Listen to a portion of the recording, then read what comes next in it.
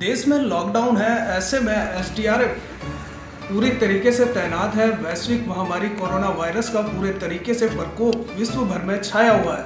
मेरे साथ SDRF commandant Tripti Bhatt ji इस वक्त मौजूद हैं। मैम, सीधा आपसे तारुफ करूंगा, किस प्रकार की चुनौतियां आपको इस दौरान देखने को मिल रही हैं, क्या कुछ है? कोरोना के संदर्भ में सबसे बड़ा चैलेंज हमारे लिए है कि जो लॉकडाउन है उसको इन्फोर्स कराने में और जागरूकता फैलाने में और ये संदेश जनता को देने में कि इसका सबसे प्रभावी तरीका सोशल डिस्टेंसिंग है और जो आपका सामाजिक मेल मिलाप है, लोगों से व्यक्तिगत रूप से मिलना है, उसको मिनिमाइज़ करें और सैनिटाइजेशन की जो गतिविधि है उसको नियमित रूप से करें। अपने हाथ 20 सेकंड तक धोएं। जो जागरूकता है वही इसका सबसे बड़ा समाधान है और वही इसका सबसे बड़ा चैलेंज भी है कि गाहे बगाहे जो हम लोग केसेस देख रहे हैं उसमें कहीं ना कहीं या तो ट्रैवल हिस्ट्री है या इन्फेक्टेड लोगों के द्वारा कॉन्टैक्ट किया गया है, कॉन्टैक्ट ट्रेसिंग के कारण पता चले, या किसी प्रकार से जो संक्रमण है उसके फैलने में कहीं ना कहीं ये देखा जा रहा है कि हमें अपनी जागरूकता के स्तर को बढ़ाना बहुत आवश्यक है और जो ऑलरेडी काफ़ी अवेयर हुए भी हैं लोग और इसमें अभी और भी कार्रवाई चल रही है। देश में कभी भी जब भी आपदा आई है या देश कभी भी जब मुसीबत में आया है, प्रदेश जब मुसीबत में आया है, कई प्रकार की आपदाएं यहाँ देखने को मिली हैं, तो हमेशा एसडीआरएफ जो है मील का पत्थर साबित हुई है। इस वक्त कितनी टीम काम कर रही है, किस प्रकार से योजनाएं बनाई गई हैं और कहाँ कहाँ पर तैनाती है एसडीआरएफ की?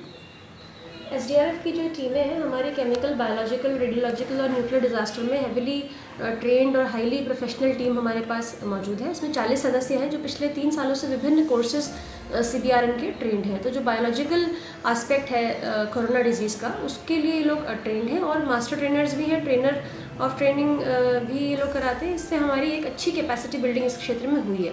जो हमारा डिप्लॉयमेंट है वो संपूर्ण राज्य में है, प्रत्येक ज़िले में हमारी टीम मौजूद है और सबसे महत्वपूर्ण डिप्लॉयमेंट जो हमारा जो हाई रिस्क जोन्स हैं, जितने भी आइसोलेशन वार्ड्स हैं जहाँ पर पॉजिटिवली संक्रमित व्यक्ति भर्ती हैं, जिनका पुष्टि हो चुकी है कि कोरोना से वो प्रभावित है, उन लोगों की जो इनर कॉर्डन ड्यूटीज़ हैं वो सभी एसडीआरएफ के द्वारा संपादित की जा रही है, जो काफ़ी चैलेंजिंग टास्क है। इसके अलावा हम लोग काफ़ी वृहद स्तर पर ट्रेनिंग, जन जागरूकता कार्यक्रम भी चला रहे हैं। लगभग 8000 लोगों को हम अभी तक कोरोना संबंधी ट्रेनिंग प्रदान कर चुके हैं। इसमें हम लोग जो भी स्टेक होल्डर्स हैं उनको फोकस करते हैं, जैसे कि एसेंशियल सर्विसेज के ड्राइवर्स, होटल ओनर्स, धर्मशाला, होम स्टेज, इनके जो कर्मचारी हैं, रोडवेज़ के कर्मचारी हैं। इसके अलावा हम लोग पुलिस डिपार्टमेंट में काफ़ी लार्ज स्केल ट्रेनिंग दे चुके हैं। पुलिस, होमगार्ड्स, पीएसी, आईआरबी को मिला के हम 3 से 4 हज़ार लोगों को ट्रेनिंग दे चुके हैं। तो लगातार हमारा ट्रेनिंग वाला एस्पेक्ट भी पैरेलली चल रहा है और साथ ही साथ ऑन फील्ड हम लोग पीपीज़ डिस्ट्रीब्यूशन, पीपीज़ का प्रोक्योरमेंट, पीपीज़ का इस्तेमाल और हमारे कर्मचारियों की जो डेली रूटीन ड्यूटीज़ हैं कोरोना संबंधी, वो सभी हमारे द्वारा संपादित की जा रही है। अभी तक कई जगह पर देखा गया है कि जो कोरोना वॉरियर्स हैं वो लोगों को बचाते बचाते अपने आप संक्रमित हो जा रहा है। आपकी तरफ से डिपार्टमेंट को क्या सतर्कता बरती गई है ताकि किसी प्रकार का कोई संक्रमण डिपार्टमेंट में ना हो? ये बहुत महत्वपूर्ण विषय है। इसमें हम लगातार सैनिटाइजेशन की कार्रवाई प्रचलित करते हैं। जो भी कर्मचारी हमारे फ्रंट एंड पर हैं उनको प्रॉपर पीपीई किट्स, प्रॉपर जो मास्क हैं वो पहनाए जाते हैं। इसके अतिरिक्त जो भी हमारे हाई एक्सपोजर यूनिट्स हैं उसको हम लोग क्वारंटीन भी करते हैं। जैसे रिसेंटली जो हम कोटा के छात्रों को लाए थे उसमें जो हमारे 39 जवान थे उनको एहतियातन हमारे द्वारा क्वारंटीन भी किया गया। इसके अलावा जो रूटीन ड्यूटीज़ भी हैं उसमें भी डेली आफ्टर 6 आवर्स जो सैनिटाइजेशन का प्रोटोकॉल है उसका पालन किया जा रहा है और जो भी हमारे कर्मचारी किसी भी प्रकार की हाई रिस्क ड्यूटी में इन्वॉल्व हैं उनकी पीपीईज़, उनका ड्यूटी रोटेशन, उनके ड्यूटी वर्किंग आवर्स और सेफ्टी का हम लोग अटमोस्ट इम्पोर्टेंस उसमें दे रहे हैं। मैम, मुझे याद है पहली तैनाती आपने दून अस्पताल में की थी, फिर कोटा से आप छात्रों को निकाल कर लेकर आई।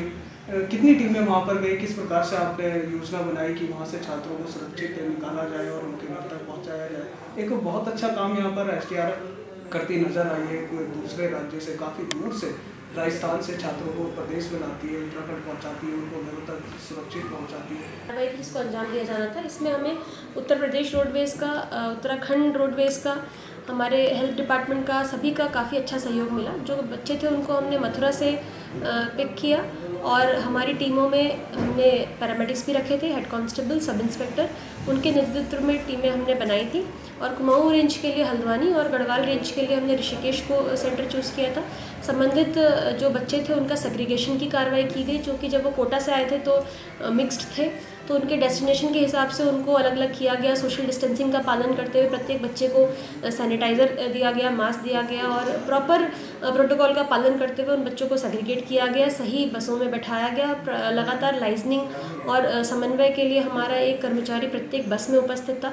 इस प्रकार से प्रत्येक बस के मूवमेंट पे लगातार हमने निगरानी रखी। लगभग ऑलमोस्ट पूरी रात बसेस का मूवमेंट चालू था, तो एक एक बस का कब पहुंचना है, कब रवाना होना है, कितने बच्चे बैठे हैं, कहाँ कहाँ किस ज़िले में उनको जाना है, हमारे पूरे टीम द्वारा काफ़ी इसमें मेहनत की गई और जिसके कारण काफ़ी सराहना इसमें जनता से हमें प्राप्त हुई है। जानकारी के मुताबिक 2013 बैच के आप IPS ऑफिसर हैं और विकासनगर ऋषिकेश के बाद अब आप देहरादून में काफ़ी सख्त आपका रूप देखा गया है। इससे पहले जहाँ भी आपकी पोस्टिंग हुई है या आपने ज्वाइनिंग ली है, क्या देहरादून में भी उस प्रकार का काम किया जा रहा है? डिपार्टमेंट में भी सख्ती देखने को मिल रही है?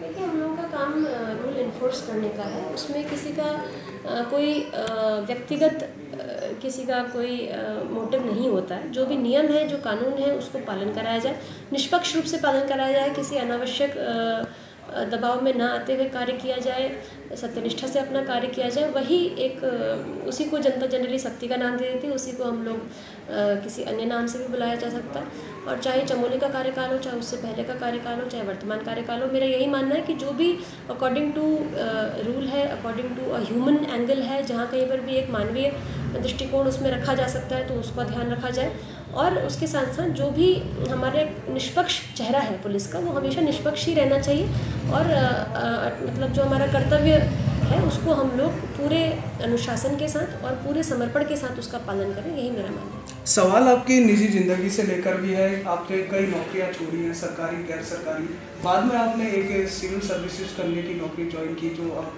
पद पर तैनात हैं अभी। कहाँ से प्रेरणा मिली? कहा यह भी जाता है आप कक्षा 9 में थी जब आप APJ अब्दुल कलाम साहब से मिली थी। किस प्रकार का पूरा ये सफ़र रहा आपका? काफ़ी रोचक नजर आया। जी, डॉक्टर APJ अब्दुल कलाम मेरे प्रेरणा स्रोत रहे हैं और जब वो राष्ट्रपति थे तब अल्मोड़ा आए थे और उस दौरान मेरी उनसे मुलाकात हुई थी, जो काफ़ी लाइफ चेंजिंग साबित हुई और मुझे उनसे काफ़ी इंस्पिरेशन और मोटिवेशन मिला। जहाँ तक मेरे प्रोफेशनल ट्रेजेक्टरी की बात है तो मैं एक BTech हूँ, मैकेनिकल इंजीनियर हूँ पंतनगर यूनिवर्सिटी से और अपने ग्रेजुएशन कंप्लीट होने के बाद इसरो में साइंटिस्ट सी और उसके अतिरिक्त टाटा मोटर्स, मारुति सुजुकी इत्यादि कई प्रतिष्ठित कंपनियों में मुझे ऑफर्स मिले थे और जिसमें मैंने NTPC ज्वाइन किया एज असिस्टेंट मैनेजर। मैं NTPC के इंजीनियरिंग ऑफिस में नोएडा में तैनात थी और मैंने अपनी तैनाती के दौरान ही सिविल सर्विसेज की तैयारी करी और अपने पहले प्रयास में ही मुझे ये सफलता प्राप्त हुई और ये मेरा होम कार्डर है।